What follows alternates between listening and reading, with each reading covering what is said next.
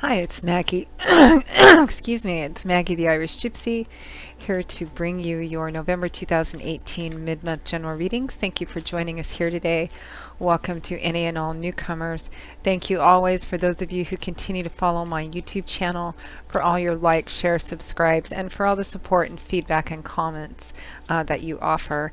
And to all of my clients out there, both regular and new, always an honor and a pleasure to do personal readings for you, and thank you for keeping me so joyfully busy and occupied. If any of you are interested in a personal one-on-one reading with me, live or recorded, you can get more info and my contact details by going to my YouTube channel's homepage and clicking on the little About button, or you can click on any of the description bars of the videos that I post. Please feel free to email me directly at Maggie1McGuire@gmail.com. I'd be delighted to work with you. Turnaround time is pretty timely. I do readings full-time 5 to 6 days a week. It is what I do. And I do a wide variety of different types of readings in all areas of life, different types and different lengths, in all the main sectors of life. And I work pretty diligently with people's schedules to get them readings as quickly as possible. So if you're interested, send me an email. We'll go from there. For fast answers to the quick, easy questions, you can also find me on the smartphone app Instantgo under Irish Gypsy, and that link is also provided. All right, let's get into this. This reading is for the Earth sign of Taurus, our beautiful bulls, for the remainder of November 2018. So we're looking at the last couple of weeks of November. I am recording these around the 10th and 11th. If you know your rising and moon sign, check those videos out as well, because general readings can always resonate a little differently, and watching your other signs can often provide clarification.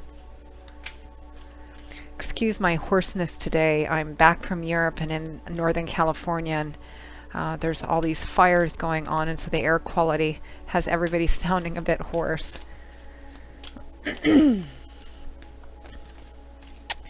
Okay, Taurus, let's see what the remainder of November 2018 has in store for you. So we have the Five of Wands, followed by the Seven of Swords. We have the Hanging Man, followed by the Eight of Swords in reverse. And from the bottom of the deck, representing overall energy and guidance and advice for the remainder of November 2018, we have Temperance, which totally makes sense given the appearance of this. So Taurus, it looks like there may be some conflict, internal, external conflict with other people for the last half of I almost said Thanksgiving. For the last half of November 2018. Here in the United States, a lot of people celebrate the holiday of Thanksgiving, and it's usually a time when a lot of families, gather together, extended family, travel to be with each other and celebrate that. So for some of you, some of this conflict may be associated with that. Sometimes holidays, while they're supposed to be, one of the aspects of them is to be focused on bringing friends and family together. Sometimes it can, magnify arguments or differences between people, or bring up, old grudges or fights. So sometimes there is this conflict during times of the year that are focused on people, getting together, in spite of the fact that we don't want it. So for some of you, it may be during the Thanksgiving season, at least here in the United States, there might be family gathering. There might be some conflict or tension or stress between people, or maybe putting on or preparing for celebration for holidays may have caused some people some conflict and stress and kind of petty, snappy energy between people. Others of you, this might be conflict in another area of your life. It could be work, career, finance. In terms of elemental energy, we have 2 wands, a sword, and 2 major arcana cards. So it really could, for some of you, this may resonate in one area. For others, it may resonate in another area, because it's a general reading. We have the 5 of Wands and the 7 of Wands. So the 5 of Wands is the card that represents conflict, internal conflict, external conflict. But the conflict in and of itself is petty in nature, or not that important. The nature, the subject content of the conflict is not huge. You can see that the men in this circle are sparring with each other. They're not using real weapons, they're using practice weapons. Nobody's out really to kill each other. They're there for the practices of sparring with each other. There's a lot of competitive energy here. So in sparring, in this, it kind of implies circular arguments, circular fighting sometimes, nobody winning, nobody losing, but no clear resolution or path to success either, because nobody's willing to back down an inch, nobody's willing to compromise and negotiate. It can represent arguing about the same old thing over and over again. Gossiping, rumor mongering, it's a petty type of energy. Although in the midst of it, it can feel more important than it actually is. It's kind of about taking a step back. Somebody needs to take a step back and elevate and go, okay, what are we really fighting about here? And is this all that important? What is important and what isn't? And let's just kind of move on from it. So conflict with other people. It looks like somebody's being defensive too. Because what clarifies the Five of Wands is the Seven of Wands, defensive energies. Could be, in a positive way. It could be in a challenging way. You can see that this man is standing in front of the door to his castle, his home, his keep, or whatever he feels that he has so much of himself invested in. And he's standing there in a protective, defensive gesture because he feels it's being challenged or threatened somehow. So it's a card about, holding the line, holding fast, defending, protecting, guarding. Now this can be in a positive way in terms of standing up for yourself or someone else, or even a belief system or a set of ideals you feel strongly about that maybe are being challenged. Or it can represent being too defensive and holding on to that which isn't good to hold on to in this situation or isn't serving you anymore. I always think it's actually a good thing to be challenged a lot of the times, particularly if it's our ideas or our belief systems that are challenged, because in defending them, it gives us an opportunity to examine them more closely for ourselves so that we can defend them better. And sometimes it just gives us, the opportunity to look at something, that we've been holding on to for a long time and maybe discover that, maybe I don't need to hold on to this so much anymore, or hold on to it so tightly, being too defensive. So for some of you, you may be on one side of the story, for some of you others. For some of you, this defensive, protective thing, it might be that you are standing up for yourself or for somebody else or for your way of life with another, with or kind of against, in response to it being challenged by another person or other people or family, perhaps. And some of you, this may be conflict because, some of you, maybe being a bit too stubborn, a bit too aggressive, a bit too defensive and sensitive about something, which is entirely possible. Earth signs, Taurus, you can sometimes be a bit on the stubborn and very rooted side. It's a lovely quality. Every sign has their wonderful qualities and character aspects. They can be a benefit to us, or sometimes they can be a detriment to us. So careful about that, especially those of you for whom this might be conflict within family, family relations or home relations, during the holidays, which can sometimes be rather stressful and magnify, issues that are already there. Others of you, again, it might be a work situation. It might be with an outside group of people. And there is a certain amount of internal conflict that goes on here too. And again, somebody may be, holding on to a certain belief or way of thinking or assumption about themselves or other people that may not in fact be true, but which is perpetuating this conflict kind of going on and over again, which in retrospect might not be that big. Now, towards the end of November 2018, we have the Hanging Man and the Eight of Swords. I actually see this quite as advice and guidance along with your crowning card, Temperance, because it feels sort of the same. The Hanging Man is just kind of hanging there. He's hanging upside down in what appears to be an uncomfortable or awkward position, but he's not really struggling against it, which implies a certain temporary kind of self-sacrifice. He has withdrawn from a situation, or you can, one of the aspects this card has, it can be about withdrawing or stepping back a little from a situation, and it is right next to this Five of Wands, this conflict, and allowing things to just kind of play out without being personally involved in it or taking sides. The Hanging Man kind of hangs back because he understands that he doesn't know everything. Everything is, there's still things playing out. All the cards aren't on the table. There's divine timing and orchestration. And he doesn't, the Hanging Man does not get himself involved actively in conflict because he understands that to force, rush, or influence an outcome when everything is not clear or apparent because there's still timing or divine timing and orchestration going on, he understands that to do that would make perhaps a conflict worse or escalate. So he kind of hangs back. It's about taking a step back and allowing something to play out without your involvement, even if that is difficult and challenging, which it can be sometimes, especially if it's conflict with people that we know, care about, love, etc. Especially if we're the ones being dragged into it, or people are trying to get us to take sides or whatever, offer opinions. The Hanging Man does not do that.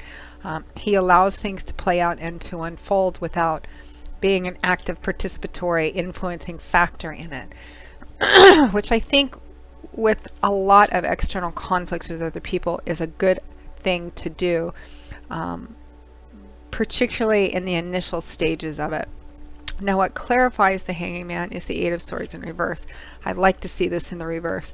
In the upright position, it represents feeling trapped, held hostage, bound, surrounded, helpless, powerless to be able to affect a change, feeling like a victim, feeling bound to something, whether by duty, obligation, familial ties, maybe for some of you. But it's rather illusionary energy, meaning that while the source of whatever the conflict or challenge or reason you're feeling this way might be valid, it's not huge, and it's actually not keeping you trapped or held hostage. If you look at this woman, she's like this prisoner in the middle of this circle of swords, but the gaps between the swords are plenty wide enough for her to walk through and away. Nobody's forcing her down on her knees or holding her there. The chains which are binding her wrists, they aren't really attached to anything or anyone.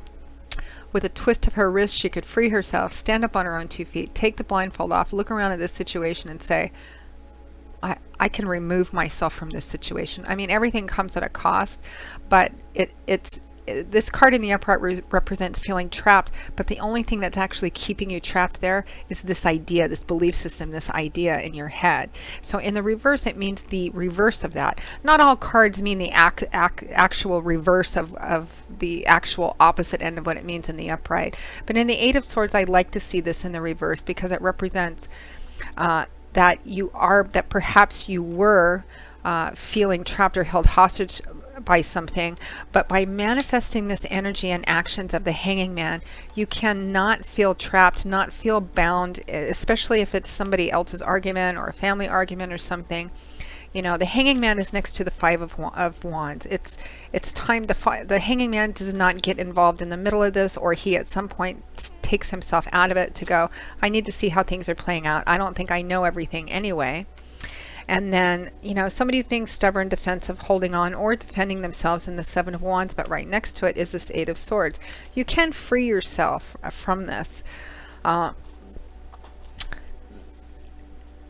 Meaning, and free yourself, I mean, if it's a truly toxic situation, Taurus, there's nothing wrong with physically removing yourself, even if it's especially if it's just for a break.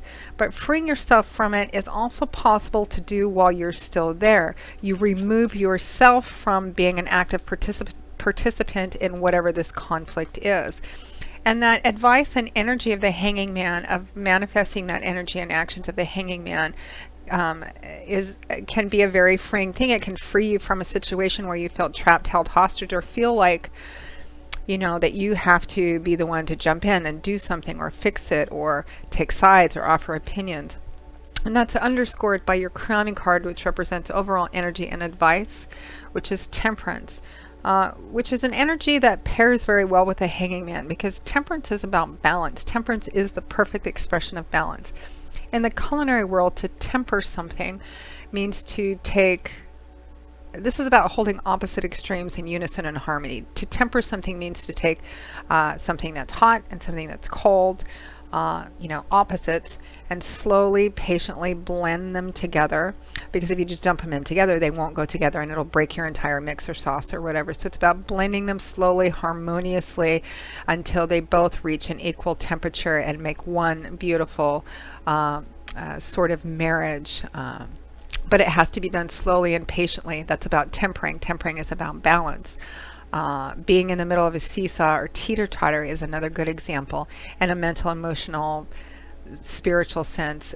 When you're in the center, when you're practicing temperance, balance in the center, meaning you know who you are, you know what your truth is, even if somebody's throwing something in your face or accusing you of something or fighting around you or saying you are something that you're not or have motives or are thinking something that you're not. You don't feel the need, like the hanging man does not feel the need to jump in there and make something different or force something or react to something, be very reactive. Temperance represents you know who you are. It's not always necessary to have to jump right in there and, defend. When you're in the middle and you know who you are and you're grounded in your truth, it's being in the middle of that seesaw or teeter-totter. When you're not, you're kind of at the outside end and you're at the mercy of external elements, other people, opinions, fights, etc. So temperance, as advice for the remainder of November 2018, Taurus, is about staying balanced, level-headed, not allowing your emotions to get the better of you or to speak for you. Which I think Taurus, is that lovely, beautiful, bold Taurus earth energy is something that's, an inherent character trait, present in a lot of the earth signs. So, but you can take that too far the other end too, end up with this overly defensive, stubborn energy too. So really, again, it's about balance for the remainder of November 2018. So keep that in mind, particularly in your interactions with other people. So Taurus, that pretty much wraps up your November 2018 mid-month general reading. I hope that you found it helpful. Again, if any of you would be interested in a more personal one-on-one reading with me, you can get more information by clicking on the little About button on my YouTube channel or click on the description bar of any of the videos I post. Please feel free to email me directly at maggie1mcguire@gmail.com. I would be most happy to work with you. I do love and romance, of course, relationship compatibility charting, reconciliation potential. I do career work and finance readings as well as investment readings. And I offer 6 and 12-month overviews, which take a look at what's coming in all the main areas of your life over the next 6 or 12 months, depending on how far ahead you want to look. And that's actually a pretty popular reading around this time of year. A lot of people order the overviews and outlooks because while you can do them at any time of the year, it seems to be particularly popular this time of year as we're transitioning out of one year and into a new one. People kind of like to take a look ahead. And I also offer gift readings, which again are quite popular this time of year as people like to give the gift of a personal reading during the holidays. So some different options to choose from if you're interested. So Taurus, I will see you all again in a couple of weeks for the December 2018 general readings. And until then, as always, I wish you joy, peace, blessings, and a happy life. Take care, and I hope to see you back here again soon. Bye-bye.